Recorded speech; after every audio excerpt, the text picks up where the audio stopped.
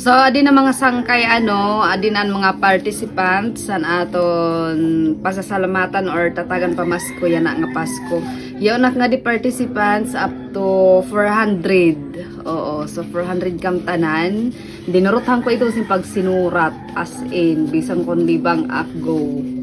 Kay ini pasasalamat ko ini sa iyo tungod sa iyo permi pagsuporta, waray sawa nga pag-share, pag-like, pag-comment sa nak mga videos. Ini deserve ini yung akon pamasko kaya tara. Tikangan tana, adi na nako garapon para ikuan tala ni na raffle ganyan.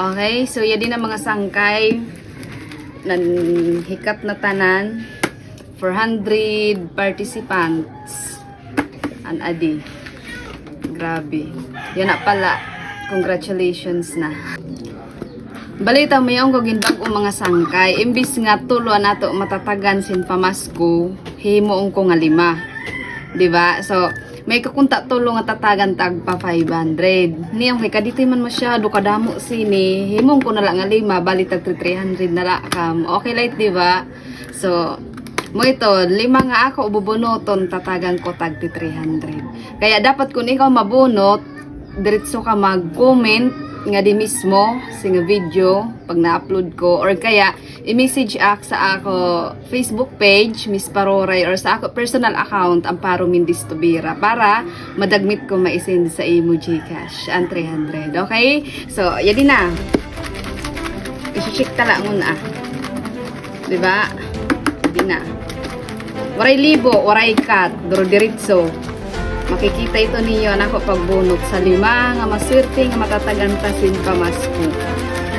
Sana ulit tatagan pamasko kung ako na. Balita ya din na. Okay, una nga bubunuton. Hala, sino daw la? Sino daw lang maswerte? Hala, number 39. Rina Galiro. Okay, Rina Galiro. Congratulations, Rina Galiro. May nakit sa'yo. Next. Ay, kaswerte. Kaswerte ni Rina. Okay, kaduha na ito ang sangkay. Hala, number 16. Wow. Lixie Jane. Ay, kaswerte. Congrats. Next. Ikatulo. Ikaw ang bunot, videographer sa ikatulo. Sila. Okay. Sino? Hala! 161. Lisil Sabalsa. Ay, congrats! Ikatulo ha. Kaupat na. Dali na. Duha na lang. Swerte. Grabe ka damo. Tapos di malan makukuha.